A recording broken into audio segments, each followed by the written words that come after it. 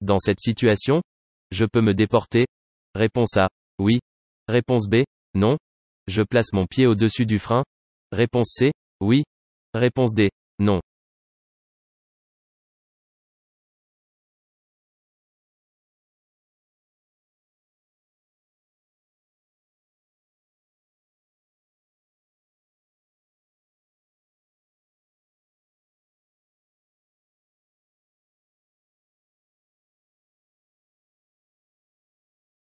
Des personnes sont en train de charger leur véhicule.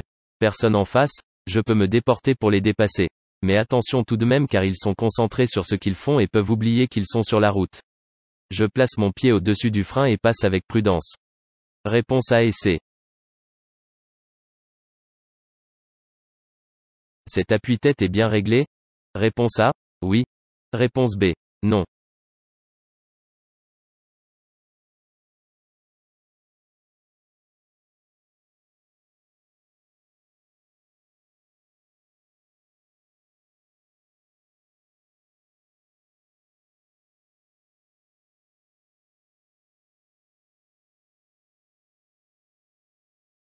Il est important que l'appui-tête soit convenablement réglé, ce qui n'est pas le cas ici.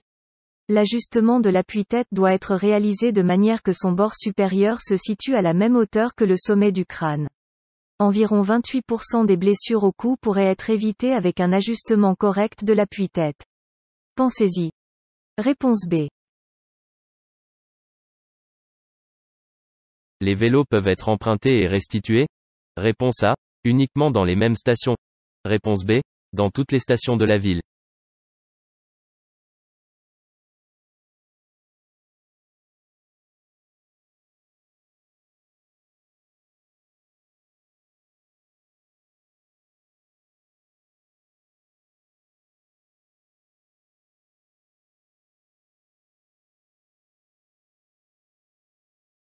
Les emplacements de location de vélos permettent d'emprunter et de restituer les vélos dans toutes les stations de la ville. Réponse B. Je vais en direction de Lyon, je peux dépasser le véhicule blanc par la droite? Réponse A. Oui. Réponse B. Non.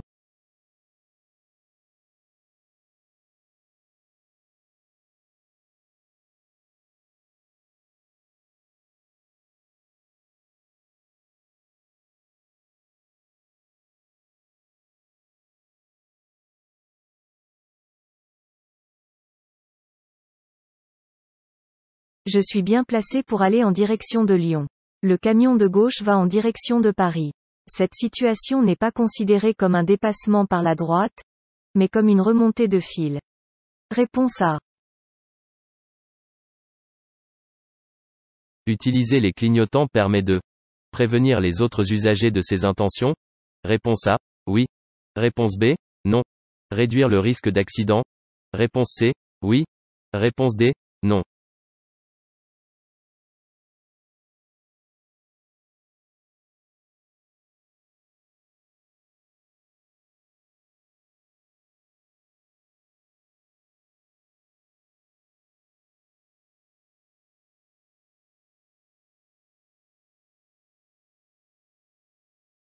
Tout changement de direction doit obligatoirement se faire avec le clignotant afin d'avertir les autres usagers de son intention. En ne mettant pas mon clignotant, je risque une amende, un retrait de points, mais surtout, de provoquer un accident. Réponse A et C.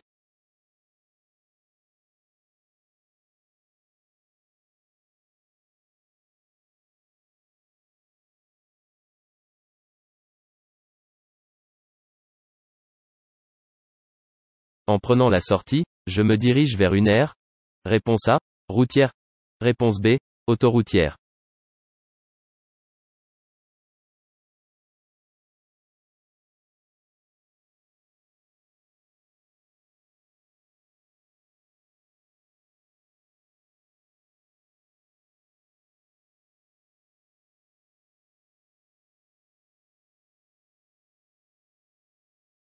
Les panneaux à fond bleu signifient ici que je circule sur une autoroute.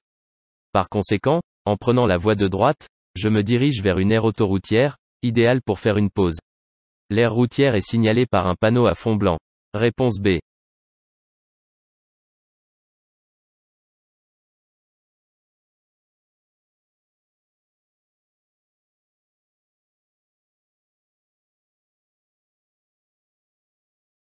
À l'approche de ces piétons. Réponse A. Je ralentis. Réponse B. Je klaxonne. Réponse C. Je place mon pied au-dessus du frein.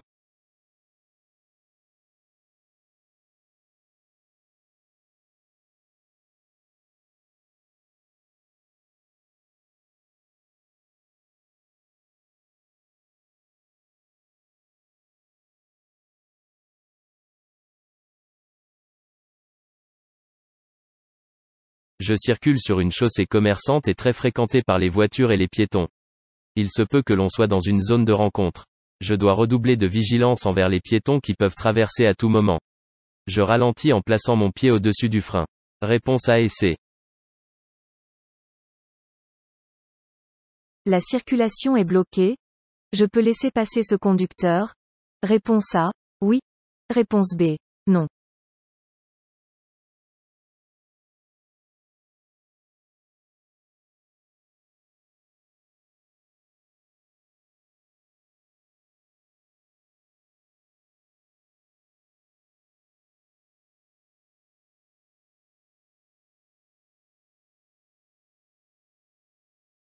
La circulation est bloquée et un véhicule attend à droite pour s'engager. Je ne dois jamais boucher une intersection et je dois faire preuve de courtoisie. Je laisse donc le véhicule de droite s'engager. Réponse A. J'utilise l'avertisseur sonore? Réponse A. Oui. Réponse B. Non.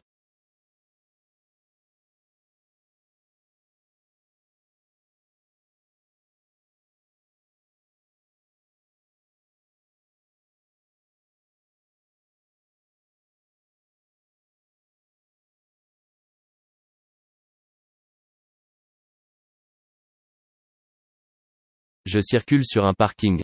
Le code de la route s'applique aussi à cet endroit. Ici un véhicule effectue une marche arrière et je ne sais pas si le conducteur m'a vu. J'utilise mon avertisseur sonore afin de lui notifier ma présence et ainsi éviter un éventuel choc. Réponse A.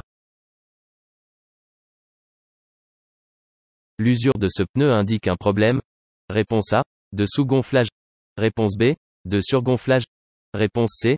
De parallélisme. Réponse D. De conduite nerveuse.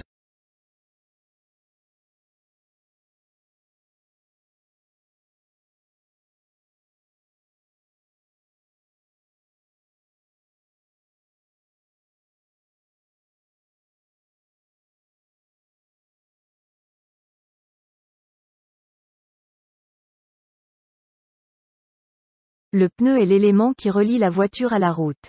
Il faut qu'il soit contrôlé de façon à éviter tout risque d'accident. Ici, ce pneu est anormalement usé d'un côté. Cela signifie que le véhicule a un problème de parallélisme. Il faut aller chez le garagiste. Réponse C. Je peux rencontrer des enfants avant et après le panneau? Réponse A. Oui. Réponse B. Non.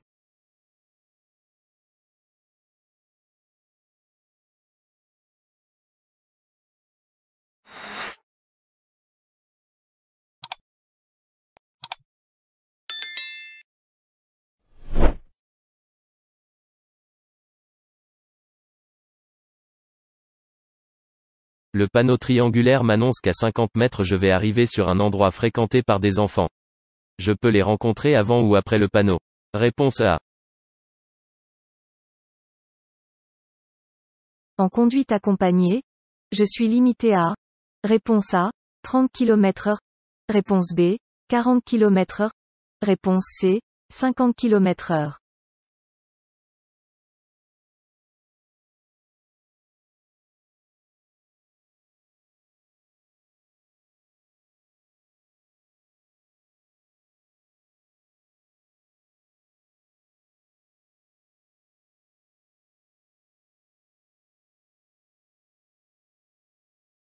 J'entre en agglomération. Tous les usagers de la route sont limités à 50 km/h.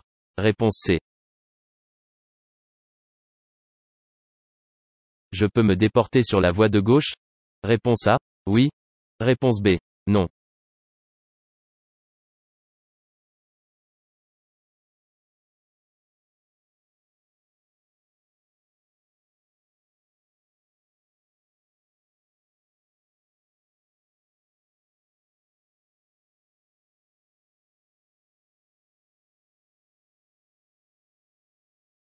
En observant la situation, une camionnette se trouve sur la voie d'insertion. Je peux éventuellement me déporter sur la voie de gauche afin de lui faciliter son insertion. Ici il n'est pas possible de le faire car un véhicule est en train de me dépasser. Je reste à ma place et la camionnette doit ralentir pour me céder le passage. Réponse B. Dans cette situation? Réponse A, je dépasse. Réponse B, je reste derrière.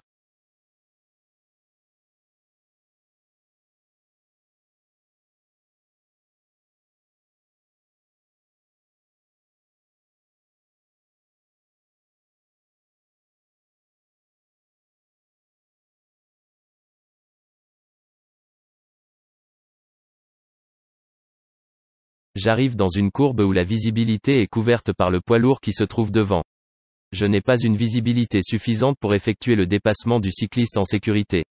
Je reste derrière lui en attendant d'avoir une meilleure visibilité. Réponse B.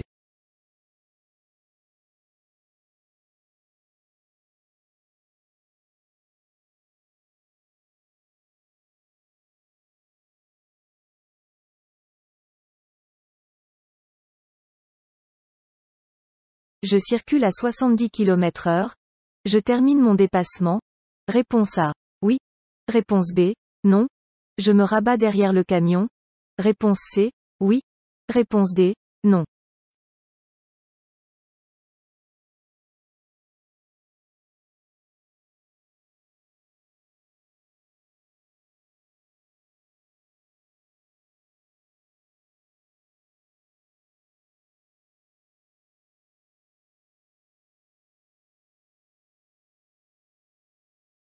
Je circule sur une chaussée à 70 km/h et j'ai décidé d'entreprendre un dépassement.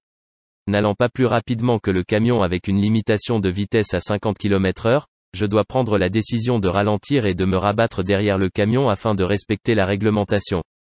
Réponse B et C.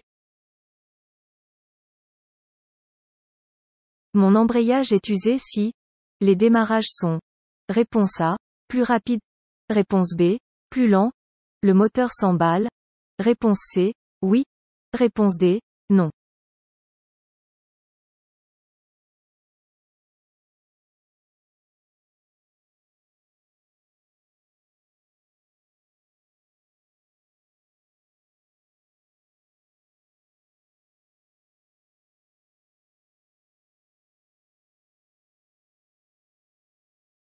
L'embrayage est la pièce de jonction entre la boîte de vitesse et le moteur. Il assure le passage des vitesses quand le moteur tourne. On sait que l'embrayage est usé quand les démarrages sont plus lents et que le moteur s'emballe. Réponse B et C. J'ai crevé, une fois la roue montée, je serre les écrous à la main. Réponse A, oui. Réponse B, non.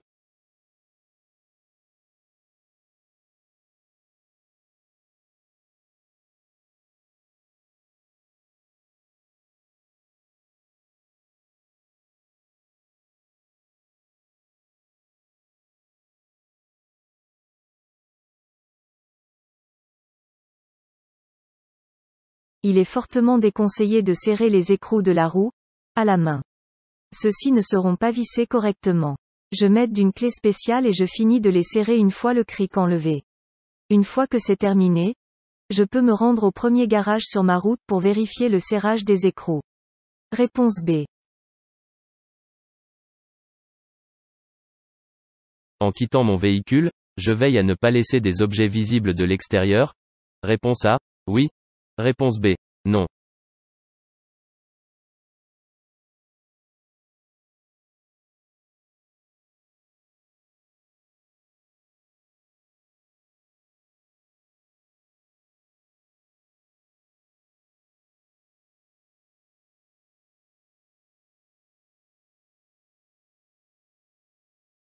Lorsque je quitte mon véhicule, je veille à ne pas laisser d'objets personnels, comme un ordinateur, un téléphone portable ou encore un sac à main. Cela permet d'éviter les tentatives de vol. Réponse A. Dans cette situation, j'utilise les feux. Réponse A. De position seule. Réponse B. De croisement. Réponse C. De route.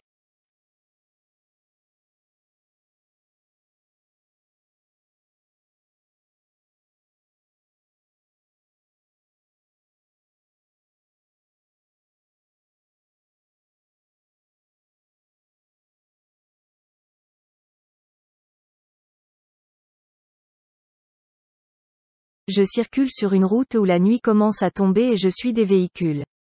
Dans cette situation, j'utilise les feux de croisement pour voir et être vu. Réponse B. Je suis responsable d'un accident sous l'emprise d'alcool, mon assurance peut augmenter de 150% le coût de mes mensualités. Réponse A. Oui. Réponse B. Non.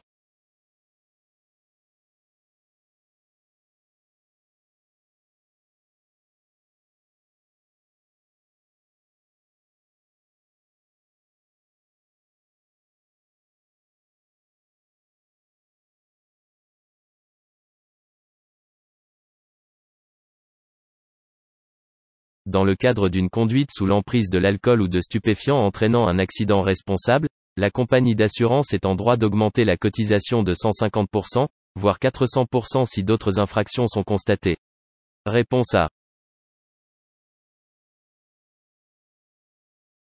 Un permis de conduire peut être limité à la conduite de jour. Réponse A. Oui. Réponse B. Non.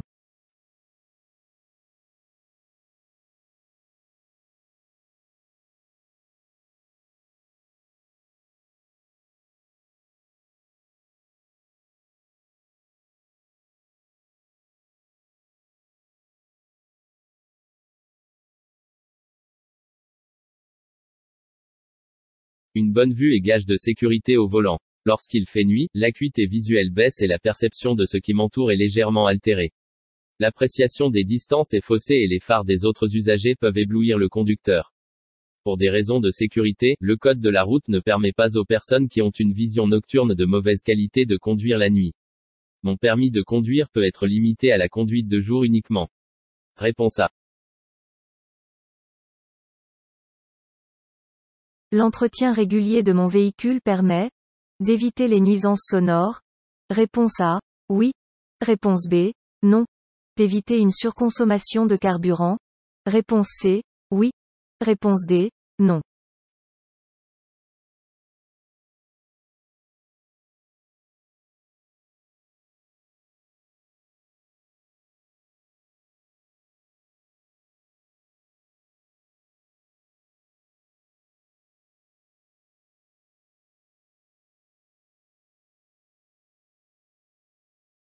La vérification du véhicule doit se faire le plus souvent possible, voire de manière quotidienne. Les niveaux moteurs sont très importants et il convient de rester vigilant et rigoureux. En effet, ils permettent d'éviter une surconsommation de carburant. Il faut également contrôler les pneus, les amortisseurs et le pot d'échappement pour éviter des nuisances sonores. Réponse A et C. Pour effectuer un dépassement, je peux rouler à Réponse A. 110 km/h. Réponse B. 120 km/h. Réponse C. 130 km/h. Réponse D. 150 km/h.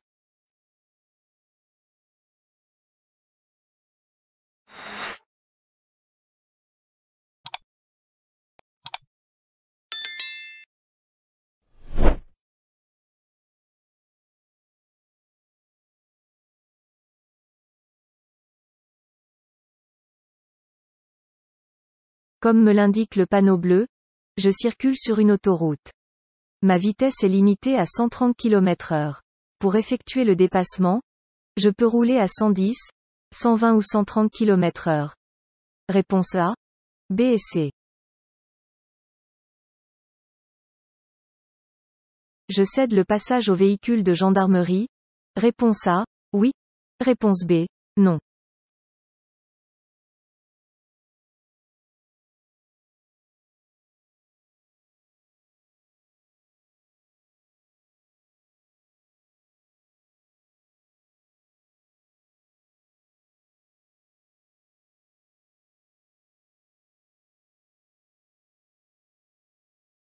Le véhicule de gendarmerie a actionné son clignotant. Il quitte tout simplement son stationnement. Je devrais lui céder le passage uniquement si le gyrophare et le deux-tons sont actionnés. Je ne m'arrête pas. Réponse B. Donner de l'eau à un blessé en attendant les secours. Réponse A. Est toléré. Réponse B. Est dangereux. Réponse C. Maintient la victime éveillée. Réponse D. Peut l'étouffer.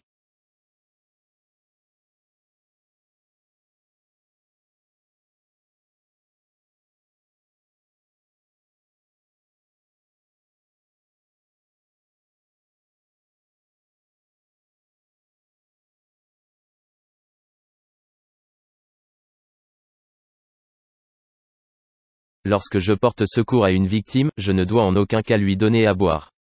En effet, cela est dangereux car en cas de perte de connaissance, la victime pourrait s'étouffer avec le reflux du liquide ingéré. Par contre, je peux la couvrir et la réconforter. Réponse B et D. Un rétroviseur électrochrome ajuste automatiquement la luminosité. Réponse A, oui. Réponse B, non. Évite l'éblouissement par l'arrière. Réponse C, oui. Réponse D, non.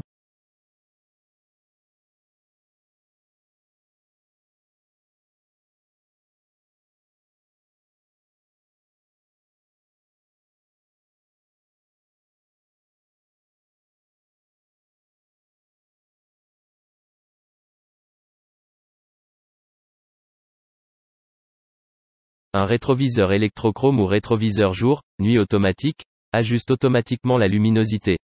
Il évite alors l'éblouissement des autres usagers par l'arrière. Réponse A et C. Dans cette situation? Réponse A. Je klaxonne. Réponse B. Je frôle cet usager. Réponse C. Je m'arrête.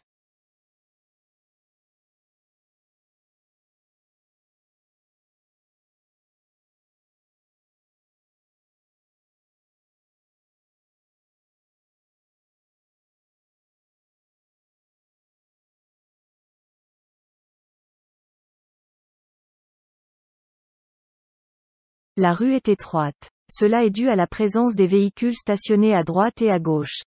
Un cyclomotoriste arrive en face et un piéton traverse. Je ne peux donc pas me déporter pour dépasser ce piéton. Je dois m'arrêter afin de laisser passer le motard. Réponse C. Je circule dans une zone à 30 km/h. Réponse A. Je ralentis. Réponse B. Je maintiens mon allure. Réponse C. J'accélère.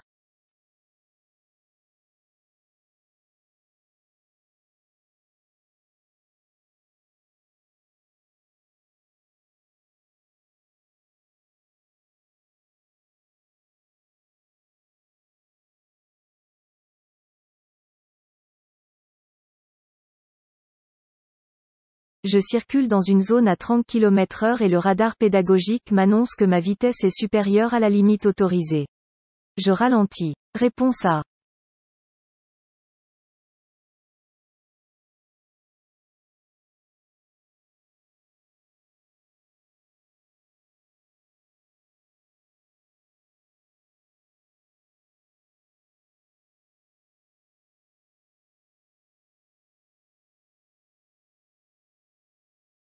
En réglant bien mes rétroviseurs, je supprime les angles morts. Réponse A. Oui. Réponse B. Non.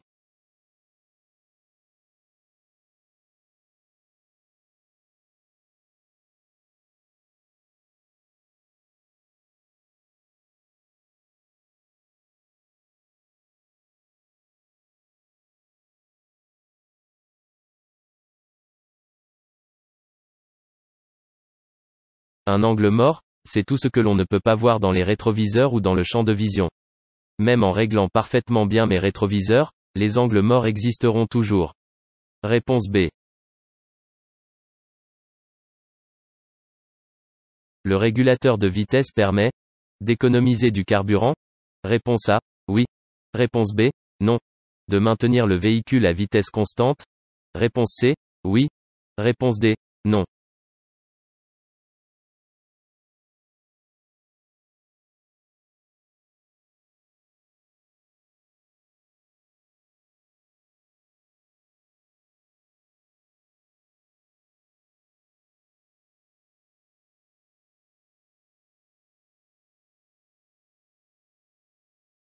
Le régulateur de vitesse optimise la consommation de carburant puisqu'il empêche d'accélérer et maintient une vitesse constante.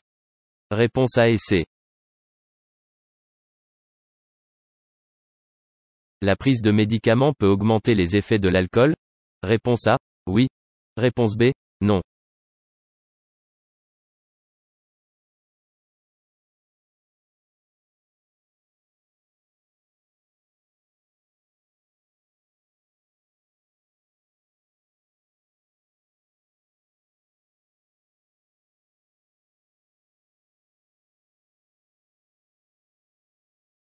Consommer de l'alcool en même temps que des médicaments augmente les effets de l'alcool comme la somnolence, les malaises, une mauvaise évaluation des distances et de la vitesse.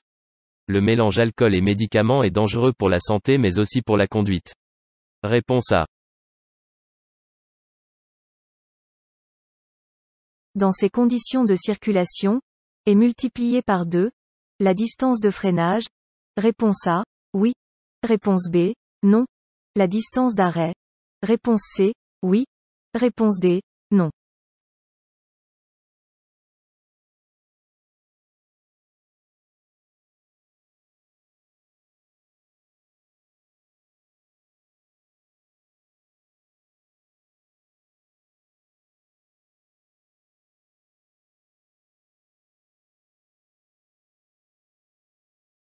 Lorsqu'il pleut, il faut adapter sa vitesse. En effet, en cas de freinage brusque, je risque de glisser. La distance de freinage est le moment où j'appuie sur la pédale de frein jusqu'au moment où le véhicule s'arrête. Cette distance de freinage dépend de la vitesse, de l'état de la chaussée ainsi que de l'état des pneus. Sur route mouillée, la distance de freinage est multipliée par 2. Ma distance d'arrêt quand elle augmente de 50%.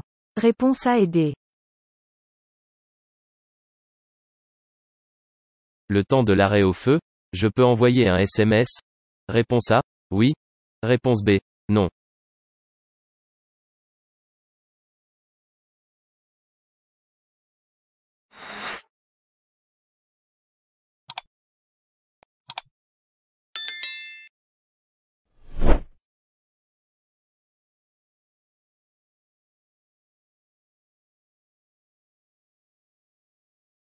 L'utilisation du téléphone alors que l'on se trouve en circulation est interdit. Même le temps de l'arrêt au feu rouge. En effet, pour pouvoir envoyer un SMS ou téléphoner, je dois m'arrêter dans un endroit approprié comme un parking. Réponse B. Le triangle est bien placé? Réponse A, oui. Réponse B, non.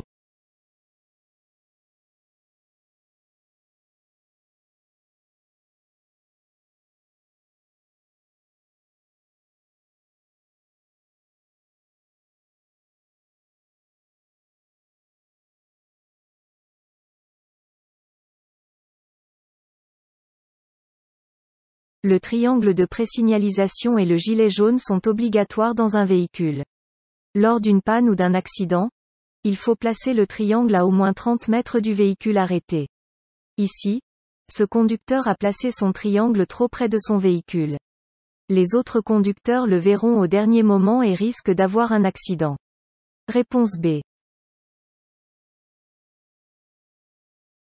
Après ce panneau, cette route sera limitée à Réponse A, 70 km/h. Réponse B, 80 km/h. Réponse C, 90 km/h. Réponse D, 110 km/h.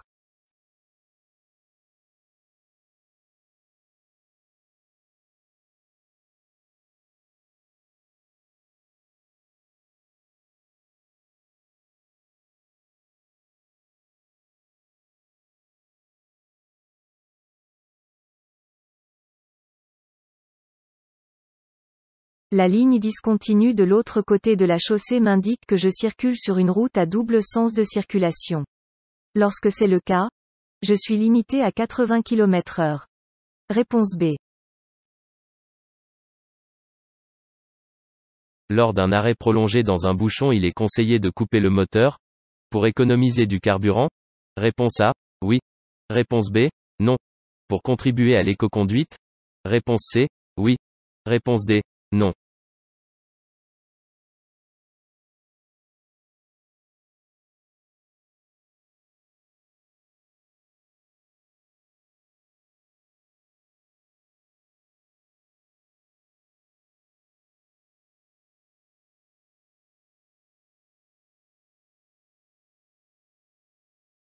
L'éco-conduite est un comportement utilisé par de plus en plus d'usagers dont la vocation est de réduire la consommation de carburant du véhicule.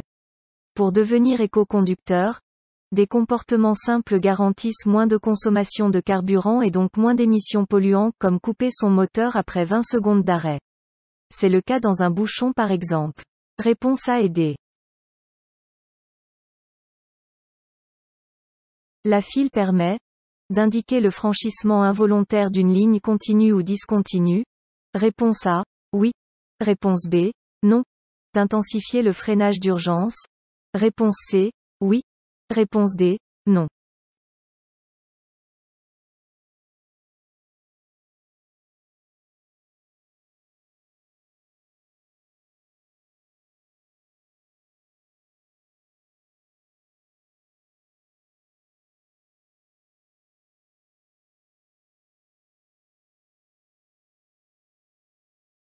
L'alerte de franchissement de ligne est une technologie qui utilise des informations collectées en permanence par des capteurs à infrarouge orientés vers le sol pour détecter le franchissement de bandes blanches continues ou discontinues. Réponse A et D. À la vue de ce panneau triangulaire, un cycliste peut tourner à droite sans marquer l'arrêt au feu rouge. Réponse A, oui. Réponse B, non. Continuer tout droit sans marquer l'arrêt au feu rouge. Réponse C, oui. Réponse D, non.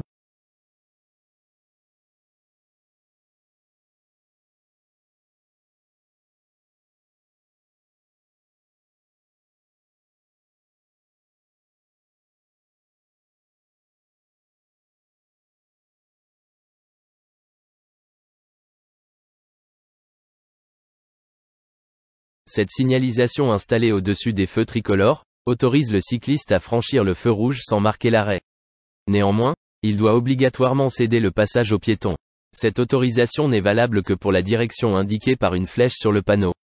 Ici, le cycliste peut uniquement tourner à droite. Réponse A et D. Dans cette situation, je dois accélérer. Réponse A, oui. Réponse B, non. Tenir ma droite. Réponse C, oui. Réponse D, non.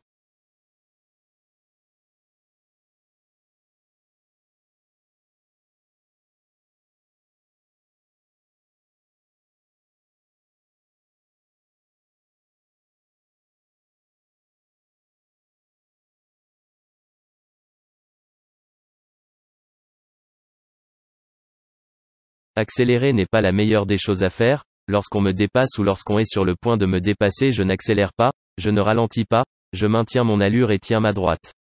Réponse B et C. Ayant suivi une formation en conduite accompagnée, mon permis récupérera chaque année. Réponse A, 2 points.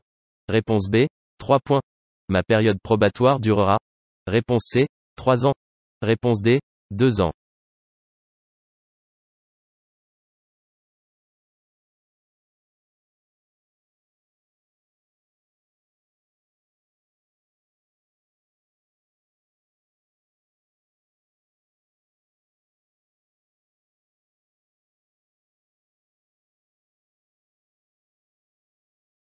Pendant la période probatoire, le permis est majoré de plusieurs points chaque année si aucune infraction n'a été commise.